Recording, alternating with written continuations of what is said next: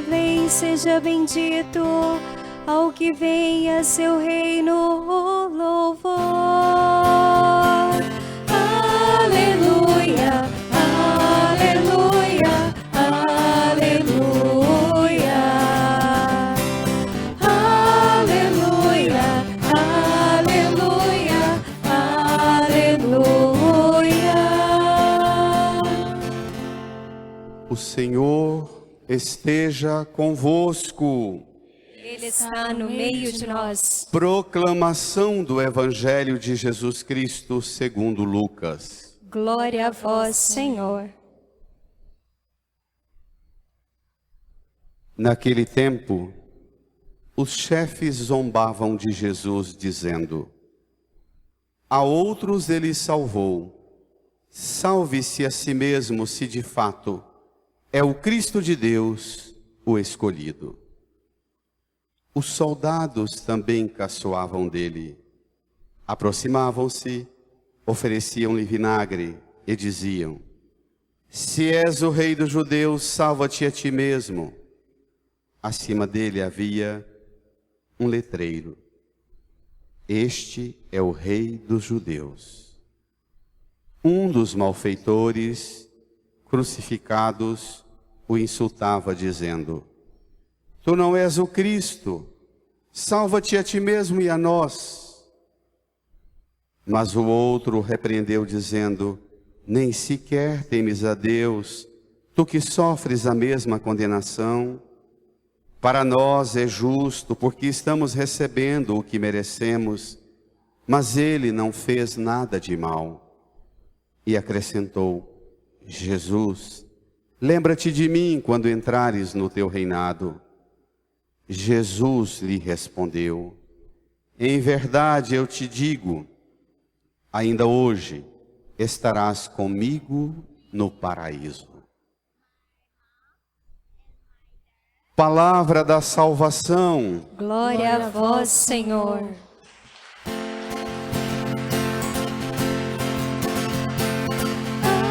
Aleluia, aleluia, aleluia, aleluia, aleluia, aleluia.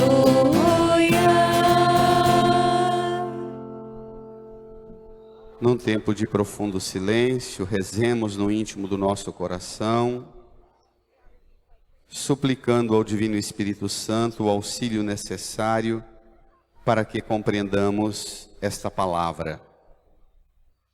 Rezemos.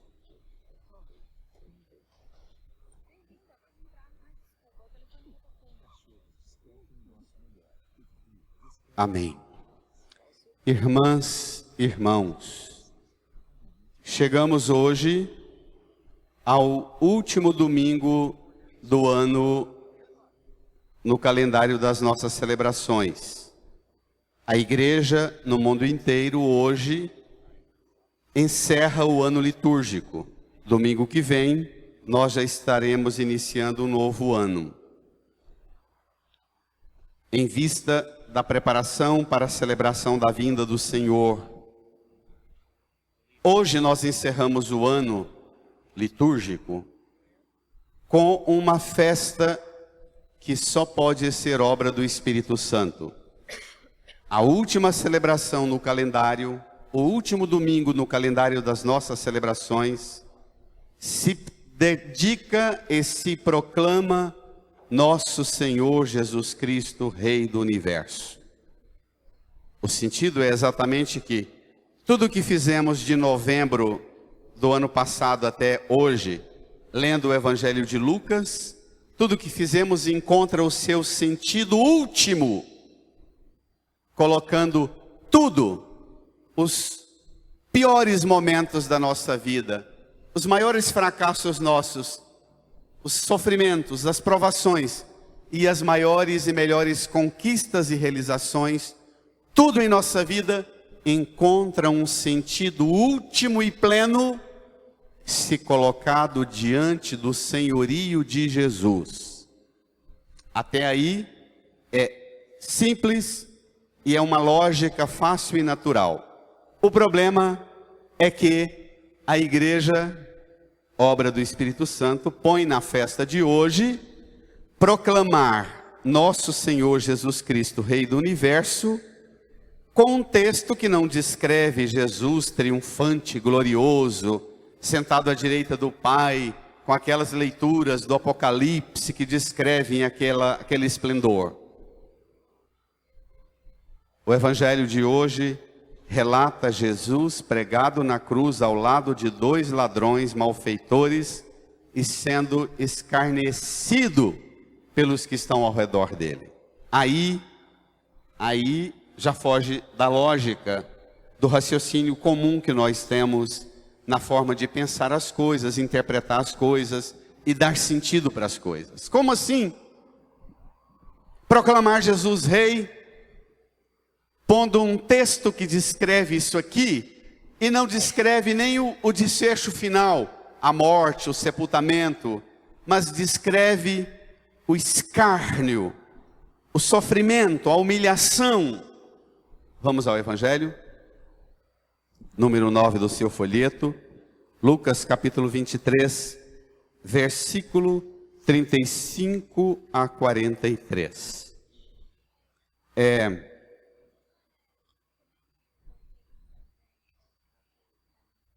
O resto do relato da paixão de Jesus, nós já vimos na Semana Santa, por isso que não vemos também hoje. Encerramos a leitura do Evangelho de Lucas. Domingo que vem, vamos iniciar a leitura do Evangelho de Mateus, e você já providencia a sua Bíblia, para de domingo que vem até novembro do ano que vem, de domingo que vem até novembro do ano que vem, nós vamos ficar o ano inteiro lendo Mateus. Então, arrume um caderno, abra sua Bíblia no Evangelho de Mateus e vamos passar um ano com o evangelista Mateus. Dê a você a oportunidade de criar uma relação mais profunda, mais estreita com a palavra. A igreja, a cada 3 anos, ela faz isso. O ano que vem, a partir do próximo domingo, o Evangelho de Mateus. Final do ano que vem a gente começa a leitura do Evangelho de Marcos, depois a gente volta a Lucas. De tempo em tempo a gente retoma. Vamos lá, eu vou precisar da memória de vocês para algumas coisas que nós lemos no Evangelho de Lucas neste ano. Vamos. Naquele tempo, os chefes zombavam de Jesus, dizendo, brada. A outros ele salvou. Salve-se a si mesmo, se de fato é o Cristo de Deus, o escolhido. Jesus pregado na cruz, entre 2 malfeitores, também chamado de ladrões.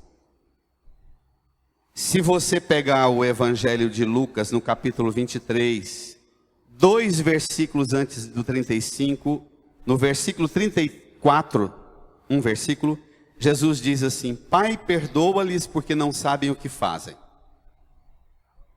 Depois de Jesus elevar ao Pai a súplica de perdão por aqueles que estão escarnecendo dele, aí o Evangelho põe 4 grupos de gente diante de Jesus pregado na cruz, a dirigir-lhe uma ofensa ou dirigir-lhe uma palavra.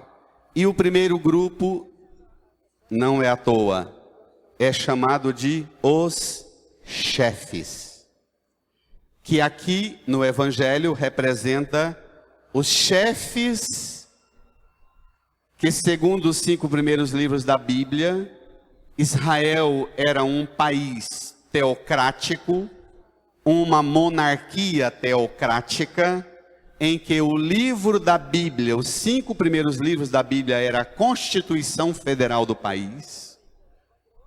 O país estava sem rei próprio, tinha as lideranças das várias áreas, mas não tinha rei, porque o rei era um interventor do Império Romano, de César, o rei Herodes. Aqui os chefes representam as autoridades religiosas naqueles grupos que nós passamos o ano convivendo com eles.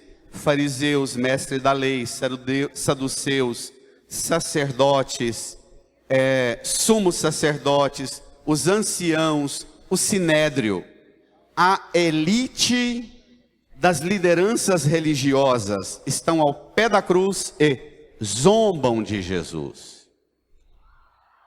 E zombam debochando exatamente daquilo que Jesus se propõe. A outros salvou, salve-se a si mesmo, se de fato é o Cristo escolhido de Deus. O Evangelho de Lucas, no capítulo 9, versículo 35, no Monte da Transfiguração, o grupo da Transfiguração aqui sabe disso de cor, o Divino Pai Eterno já declarou: este é meu Filho amado, o escolhido, escutai o que ele diz. Mas isso foi lá na Galileia, os chefes não estavam lá. Eles zombam de Jesus.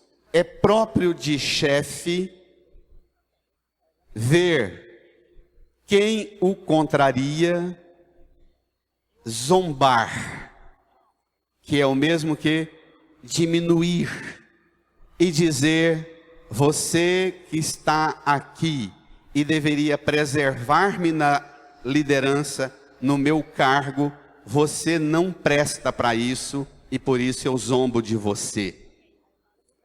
Lucas reúne os traços mais preciosos que, segundo os evangelhos, tratam da realeza de Jesus e põe essa realeza de Jesus sendo depreciada exatamente pelas categorias, a primeira delas, dos chefes debochando de Jesus. Vou fazer uma recordação. Primeiro domingo da Quaresma, chamado de o Domingo das Tentações de Jesus. Jesus, depois de ser batizado, foi levado para o deserto pelo Espírito Santo, jejuou 40 dias e 40 noites. Depois disso, sentiu fome e ficou fraco, foi tentado pelo diabo. Você pode, por favor, depois nessa semana, pegue na sua Bíblia o capítulo 4 de Lucas, versos do 1 ao 13. Descreve Jesus cansado e faminto no deserto, sendo tentado pelo diabo. Quando Jesus foi tentado 3 vezes pelo demônio. Na terceira vez ele teve uma reação firme com o demônio, expulsando-o para fora: vai para longe de mim, Satanás. E o evangelista Lucas diz assim: assim que o demônio saiu, os anjos serviram Jesus e o diabo foi levado para um lugar deserto para voltar no tempo oportuno.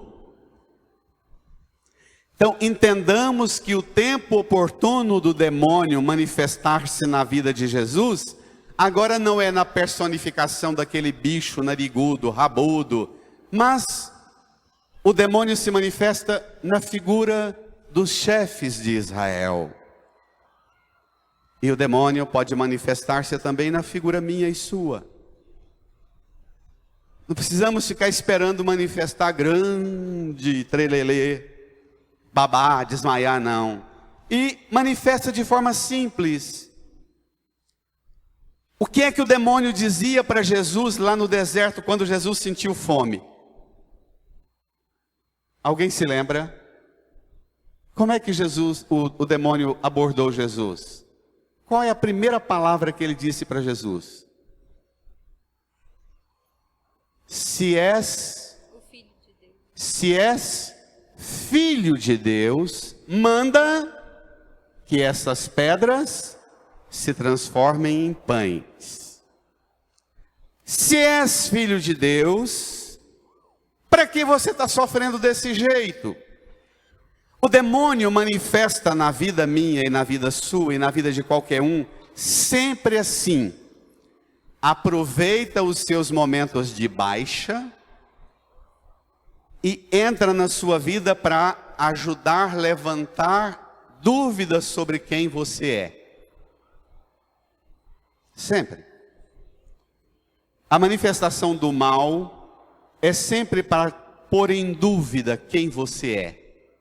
É para tirar de você as convicções mais profundas que enlaçam você nas relações mais fecundas com Deus, com a família. Nesses anos que trabalhei na periferia, uma coisa impressionante que a gente escutava os mala quando entrava na vida dos adolescentes.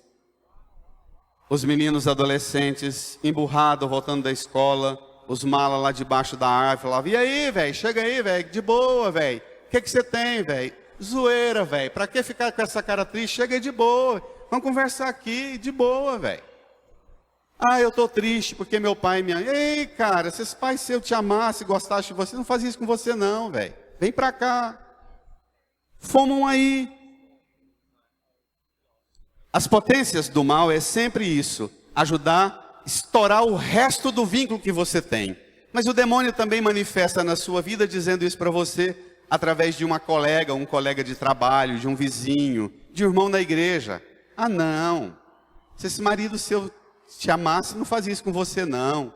Se seu pai gostasse de você, não fazia isso com você não. É sempre destruindo o resto do que tem dos vínculos. Cuidado, não espere capetão, rabudo, narigudo, chifrudo, soltando. O mal se manifesta pondo você em crise e em dúvida com o que você é, na realidade mais profunda. E os chefes entram para tirar de Jesus a convicção mais profunda. A outro salvou, salva-te a ti mesmo, se de fato é o Cristo o escolhido. Você sabe disso. Quando você chega no seu trabalho meio emburrado e fala assim: uai, cadê aquela igrejinha sua lá que você estava tão empolgado com ela? Cadê aquele padreco que você falou, que disse umas coisas que te entusiasmaram lá? Uai, cadê a tal da santa? Não é? Cadê aquela tal daquela santa que você diz que tem devoção? É sempre assim. Vem mais. Segundo grupo, provocando Jesus no alto da cruz. Agora vai exigir da gente um esforço. Vamos lá?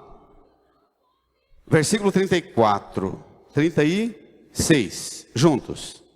Os soldados também caçoavam. Lê lá em cima.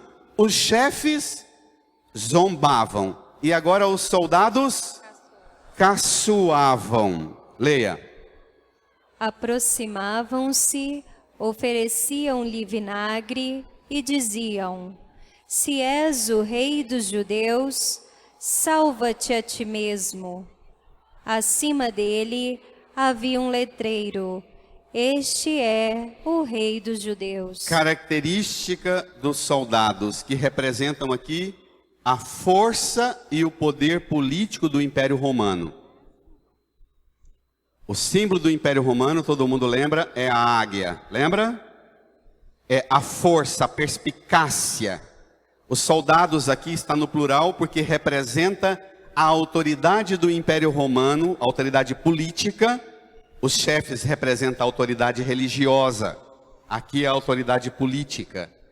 Que também debocham de Jesus, caçoando de Jesus. E é sempre assim. Quem tem poder de fogo sempre trata a realidade do outro rebaixando-o. Nós precisamos entender que esses soldados caçoando de Jesus, oferecendo vinagre e colocando uma plaquinha em cima da cruz, salve o rei dos judeus, esses soldados aqui não estão aqui por conta própria, sozinho. Eles representam o que o Evangelho vai chamar de a legião do Império Romano. O símbolo, também o Apocalipse vai tratar do Império Romano como legião. As potências do mal articuladas. Com a arma, o poder da guerra, o poder bélico, o poder violento, o poder de arma mesmo. Olhe para a cruz. essa plaquinha, ela não é só para debochar de Jesus. Essa plaquinha, salve o rei dos judeus, Israel estava em convulsão. Israel estava igual a esses países nossos aqui, e nós também.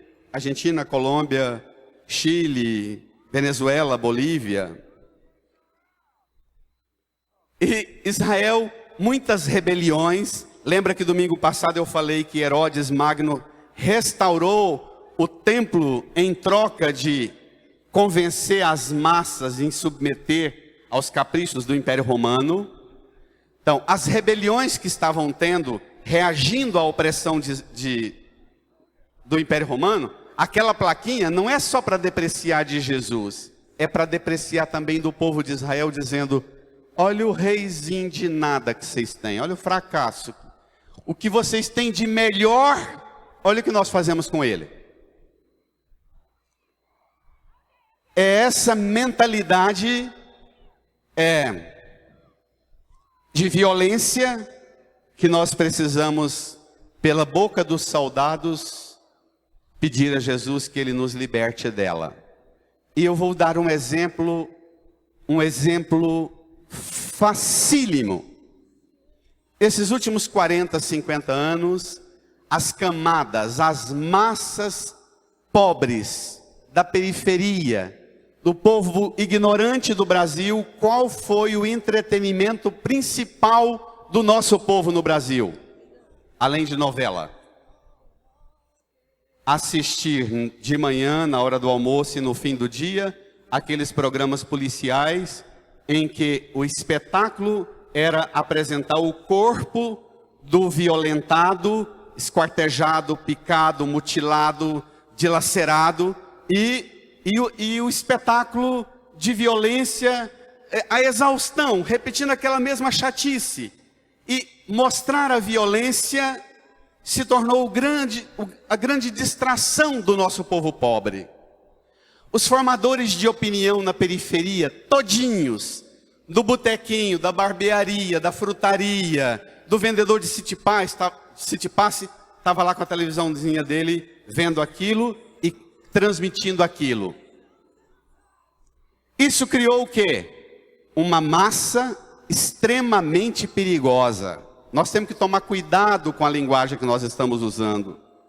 O Brasil pode entrar em colapso qualquer hora, porque agora a gente está usando a linguagem de que os soldados, com a arma, vai resolver o problema da violência no Brasil, e não vai. Se a gente tentar resolver isso com arma agora, e não com educação, com organização, com emprego, com saúde, com qualidade e dignidade de vida, nós vamos criar uma realidade irreversível para 50 anos. Nós cultivamos uma cultura de violência e fizemos uma camada enorme, inclusive de políticos, que criaram espaço na política oferecendo o entretenimento da violência.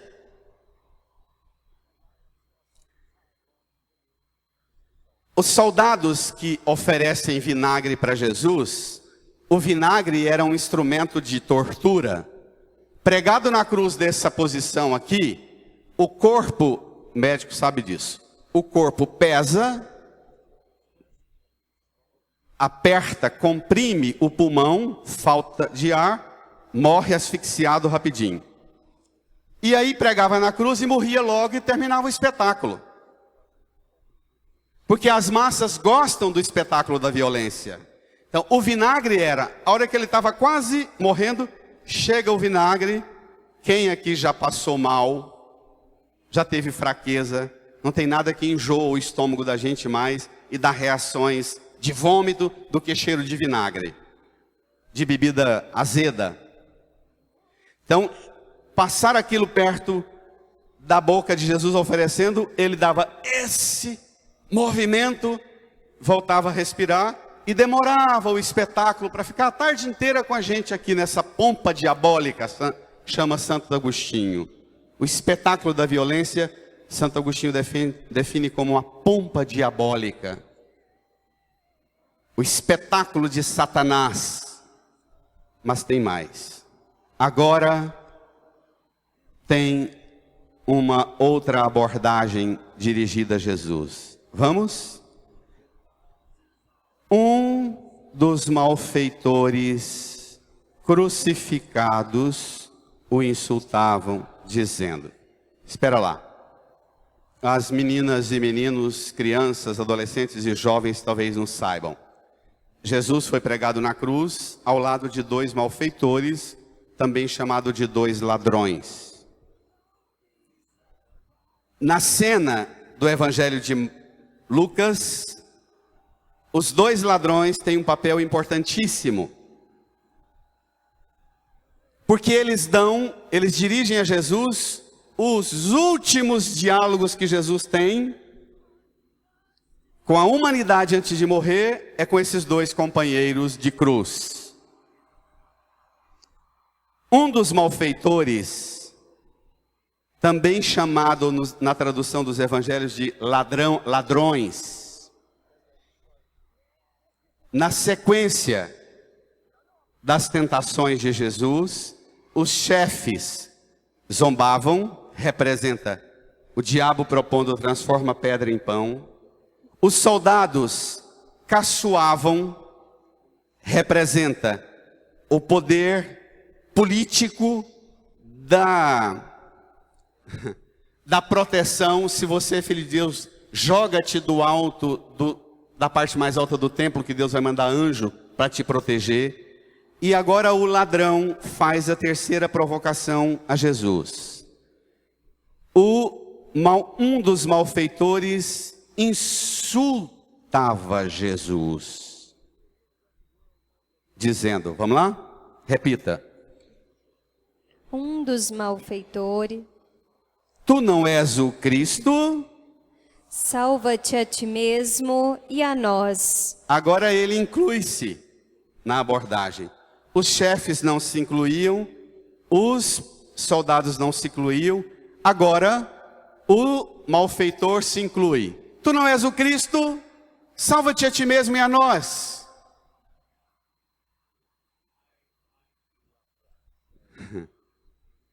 As esposas e os esposos, quando o trem está bem ruim lá dentro de casa, perde a paciência e fala assim: você não é homem não, você não é mulher de verdade do jeito que você falou não, resolva isso para você e para nós.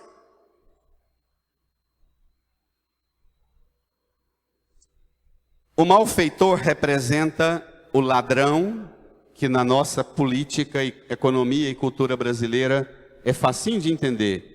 Representa a corrupção, o ladrão representa a corrupção. E o que é a corrupção? Enriquecer o mais rápido possível com o mínimo de esforço necessário. Enriquecer às custas dos outros. O ladrão, o malfeitor, o ladrão, fala para Jesus: salva-te a ti mesmo e a nós. Ele continua sendo ladrão, malfeitor, pregado na cruz. Ele dialoga com Jesus como ladrão, até pregado na cruz. Mas tem na boca dele o salva-te a ti mesmo e a nós, aquela reza apelada sua, dirigida ao Senhor. Oh Deus, o Senhor não está vendo a situação que eu estou passando? Olha o tanto que eu já rezei na minha vida e o Senhor não faz nada para o que eu estou passando. De vez em quando você reza também como um ladrão, um malfeitor, insultando. Lembra que ele insulta Jesus. Insultar é tentar provocar no outro uma reação violenta, furiosa, ajudá-lo a perder o limite da paciência. Quando nós tentamos tirar o limite, fazer os outros chegarem ao limite da paciência, nós somos também um malfeitor, pregado na cruz, insultando Jesus. Mas agora vem a quarta abordagem de Jesus na cruz. Vamos lá? Acho que não tem flamenguista aqui na igreja hoje não, né? Hã? Tem não. Vamos lá. Vamos lá. Daqui um pouco vocês vão entender por que eu perguntei para o flamenguista. O flamenguista é o bom ladrão. Vamos lá. Mas o outro o repreendeu, dizendo: brada a igreja. Nem sequer temes a Deus, tu que sofres a mesma condenação? Para nós é justo, porque estamos recebendo o que merecemos, mas ele não fez nada de mal. E acrescentou: Espera lá. Espera um minutinho. O outro ladrão, chamado na teologia clássica de o bom ladrão, a gente tem dificuldade de entender se é possível ser ladrão e ser bom, não é? Numa realidade de corrupção massiva como a nossa, mas vamos ficar com esse conceito porque ele não é meu, ele é um conceito clássico. E daqui um pouco a gente vai entender por que a igreja, ao longo dos séculos, na pregação, chama-o de bom ladrão. Ele olha para o outro colega que é ladrão como ele e o repreende. Ele faz com o colega que está insultando Jesus o que Jesus fez com o diabo, repreendendo o diabo na terceira tentação. Vai para longe de mim, Satanás. Quando o diabo fala, leva Jesus no alto do monte, mostra os reinos do mundo e sua glória, e o demônio fala, se te prostrares em adoração diante de mim, tudo isso será seu. E Jesus fala, vai para longe de mim, afasta-te daqui. O bom ladrão fala para o mau ladrão, repreende-o, dizendo, você não teme a Deus, rapaz. Aqui tem um conceito novo. E aqui está a origem ética da posição da igreja com relação ao direito inviolável à vida, contra a pena de morte. Porque nós não temos condições de passar um pente fino e identificar quem é que teme a Deus ou não teme a Deus. Nós não temos, lá no fundo da alma de cada um é um mistério que a gente não alcança. Por isso que a nossa coerência com o Evangelho jamais nos permitirá, como doutrina cristã, bíblica, aceitar a pena de morte. O bom ladrão, ele diz para o mau ladrão, nem sequer temes a Deus, quer dizer que é possível ser ladrão, estar pregado na cruz e ter, a partir desse sofrimento, uma fresta de abertura para a luz de Deus. E às vezes, tem gente que quanto mais sofre, pior fica. Mas é verdade que tem gente que quanto mais sofre, mais bela e cheia de graça fica. O bom ladrão confessa, para nós é justo, porque nós merecemos. Estamos recebendo o que merecemos, ele confessa. É aí que você estabelece o critério para identificar quem é o mau e quem é o bom. Porque tem nele ainda um germe, uma porção de Deus escondida no mais profundo de sua alma. E depois ele volta-se a Jesus. Olha aqui para a cruz. Você pode imaginar, Jesus pregado na cruz, deixa eu ser manso. Você é o bom ladrão ou a boa ladra pregado do lado de cá, conversando com um mau ladrão do lado de cá. O bom ladrão, além de corrigir o companheiro que está no caminho errado e insulta Jesus, ele termina voltando-se para Jesus e abrindo-se a Jesus. Vamos lá? Tome o texto comigo. E acrescentou, brada. Jesus, lembra-te de mim quando entrares no teu reinado. Espere lá. Jesus, lembra-te de mim quando entrares no teu reinado. É um pedido comum na oração dos moribundos do judaísmo.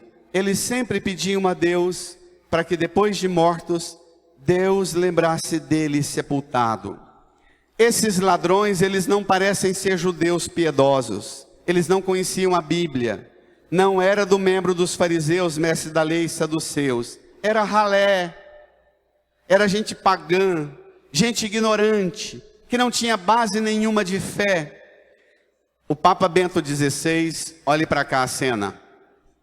Papa Bento XVI diz que o mau ladrão pregado, do lado de Jesus, o bom ladrão pregado, quando levantam a cruz de Jesus, passa na frente dos olhos do bom ladrão aquela plaquinha lá, Jesus Nazareno, Rei dos Judeus.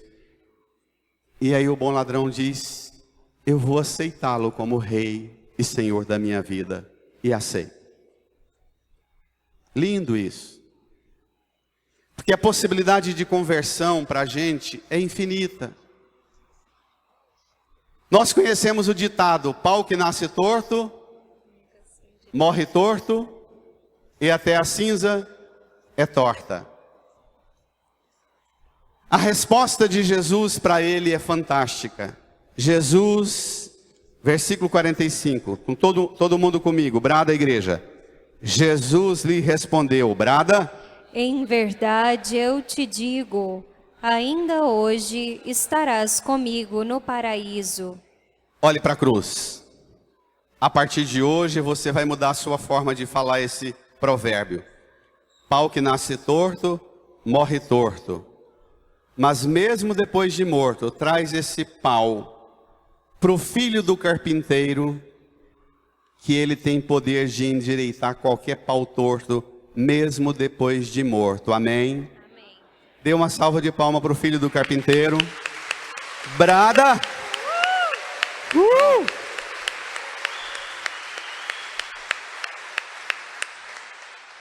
Pau que nasce torto, cresce torto, morre torto, mas põe na mão do filho do carpinteiro que ele tem poder de endireitá-lo. E o filho do carpinteiro diz ainda a ele, ainda hoje estarás comigo no paraíso. Você não vai fazer curso de 3 dias, de 6 meses, não vai entrar na catequese, você não vai ter que participar disso ou daquilo, de tal grupo de fariseu, mestre da lei, de ficar no seminário 10 anos.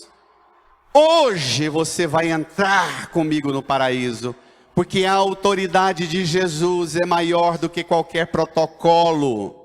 A autoridade de Jesus é mais forte do que qualquer pecado e qualquer desgraça humana. A autoridade e o poder do sangue de Jesus supera a multidão dos pecados de toda a humanidade. Jamais será superior ao poder do sangue de Jesus. Esse é o centro da nossa fé. Jesus também dirige a você, irmã e irmão, esta palavra. O seu lugar original é estar com Deus no paraíso, no jardim. O seu lugar original não é o medo, não é o espanto, não é a covardia, não é a crueldade matando os outros na cruz. O seu lugar original no plano divino é o jardim, é o paraíso. Sem o pecado. Se você topa, você tem 3 palavras para dar o comando na sua vida. Vamos à segunda leitura para terminar. 3 palavras poderosas. Carta de Paulo aos Colossenses. Na verdade são 3 verbos. Preste atenção. Irmãos, com alegria dai graças ao Pai. Dai graças ao Divino Pai Eterno, porque Ele fez 3 coisas para você. Primeiro, Ele vos tornou capazes de participar do quê? Da luz. Que é, olhe para a cruz, estenda a sua mão para a cruz e diga comigo: Divino Pai eterno, Divino Pai eterno. por Jesus, Por Jesus. o Senhor me tornou capaz, O Senhor me tornou capaz. o Senhor me capacitou O Senhor me capacitou. para que eu participe da luz. Para que eu participe Obrigado. da luz. Obrigada. Segunda coisa que o Divino Pai eterno fez por você, leia: Ele nos libertou do poder das trevas. Terceira coisa que o Divino Pai eterno fez por você, Ele nos recebeu no reino de seu Filho amado, por quem temos a redenção e o perdão dos pecados. Olha os três verbos. O Divino Pai eterno nos capacitou, nos tornou capazes, nos libertou e nos recebeu no seu reino. Irmã, irmão, o verbo está no passado. Você não está hoje, olhe para cá. Você não está hoje pregado na cruz como Jesus. Hoje, se você passa por dificuldade, por provação e por sofrimento, e encontra-se pregado na cruz, passando por alguma dificuldade, você não está pregado na cruz como Jesus, mas você está pregado na cruz com Jesus, e com Jesus você vai vencer o poder e a dor dessa cruz. Amém? Amém. Porque Ele já te capacitou para a luz, te libertou e te recebeu no reino. Convido você a renovar no seu coração esse desejo de amizade com Deus, do bom ladrão. Talvez você fique sempre escapulindo e não querendo ser jamais um mau ladrão e não aceita nem o título de bom ladrão, porque não aceita ser ladrão. Mas você precisa aceitar Jesus como Senhor da sua vida, como Rei. Declarar que não são os chefes que zombam dele, nem os soldados que caçoam dele, que serão o Senhor ou os senhores da sua vida, mas Jesus. Incline a sua cabeça, põe a mão no seu coração, fale para Jesus abrir seu coração, abrir a sua mente, abrir a sua alma, para a graça de já ter sido capacitado por Jesus, capacitada pelo sangue de Jesus na cruz, para a paz, para o reino, para a luz. Fale para Jesus te ajudar a alcançar a compreensão do que essa palavra hoje te diz, para que você participe dessa glória de Deus na sua vida, mesmo passando por grandes provações. O bom ladrão não foi descido da cruz sem ser morto. Ele continuou o seu sofrimento na cruz. Ele morreu na cruz, mas o seu sofrimento e a sua morte não tiveram a última palavra na sua vida. Você também, às vezes, continuará passando por provações, mas as provações não terão a última palavra na sua vida. Peça de Jesus a graça de compreender isso e viver isso em tudo na sua vida. Fale com Ele.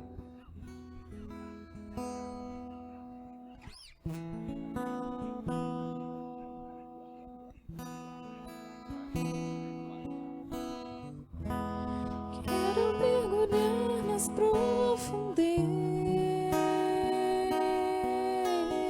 profundezas do Espírito de Deus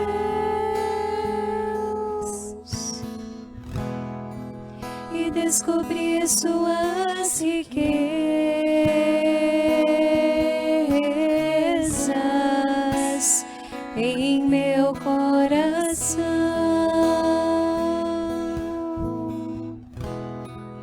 e descobrir suas riquezas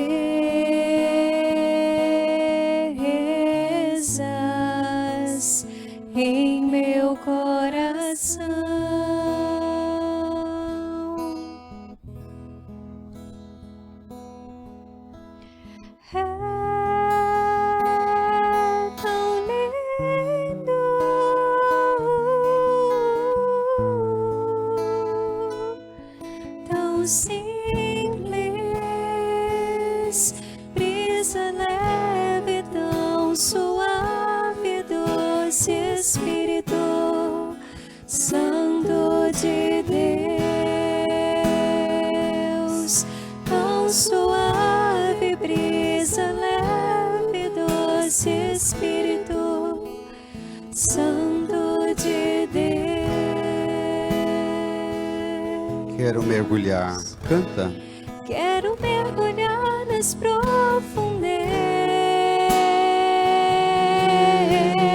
profundezas do Espírito de Deus e descobrir suas riquezas em meu coração.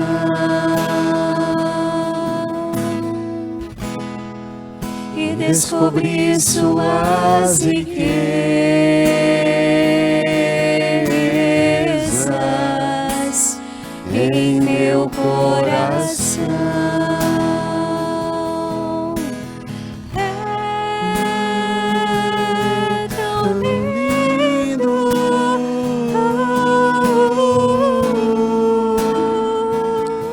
tão simples, brisa leve, tão suave, doce Espírito Santo de Deus, tão suave, brisa leve, doce Espírito Santo de Deus. Fiquemos em pé. Deixe o folheto no banco. Estenda suas mãos aqui para a cruz de Jesus.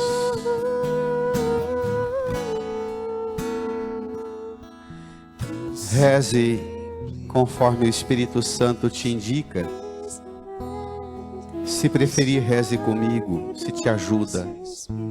Senhor Jesus, Senhor Jesus, como aquele ladrão como aquele ladrão pregado na cruz, pregado na cruz, ao lado do Senhor, ao lado do Senhor, tantas vezes eu me vejo tantas vezes eu me também vejo pregado também pregado pelas provações, pelas provações, pelas confusões, pelas confusões, pelas tribulações, pelas tribulações, pelos meus pecados. pelos meus pecados. Tantas vezes me vejo Tantas vezes me vejo preso na cruz, presa na cruz. e eu te peço, E eu te peço, como aquele ladrão, como aquele ladrão, lembra-te de mim, Senhor, lembra-te de mim, na Senhor, minha cruz, na minha cruz, nas minhas provações. nas minhas provações. Capacita-me, Capacita-me, qualifica-me qualifica-me para a sua luz, para a sua luz, para o seu reino, para o seu reino, para a sua vida, para a sua vida, que é mais forte que o pecado, que é mais forte que é mais o pecado, forte que a morte, que é mais forte que a morte, que é mais forte que o sofrimento. que é mais forte que o sofrimento. Jesus,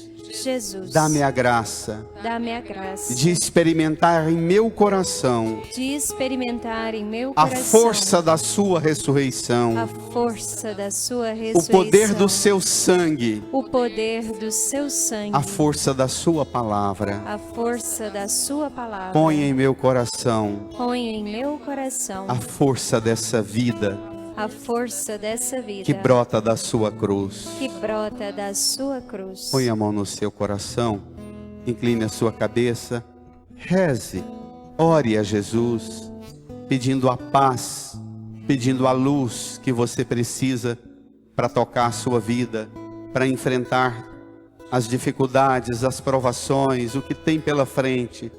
Peça a Jesus o auxílio necessário que você precisa para não ter medo da morte, nem da cruz, nem da provação, porque nada disso vai ter a última palavra na sua vida, mas somente o amor, a ressurreição, o sangue de Jesus, a força de Jesus é que terão a última palavra em tudo da sua vida. Fale com Ele.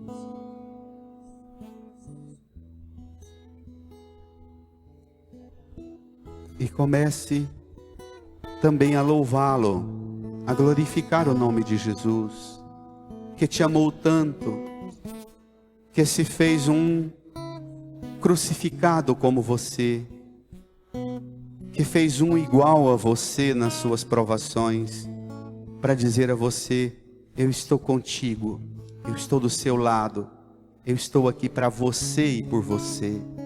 Não tenha medo, agradeça e louve Jesus por tudo que você vai enfrentar com a força do nome, do sangue, da ressurreição dele. Amém. Amém.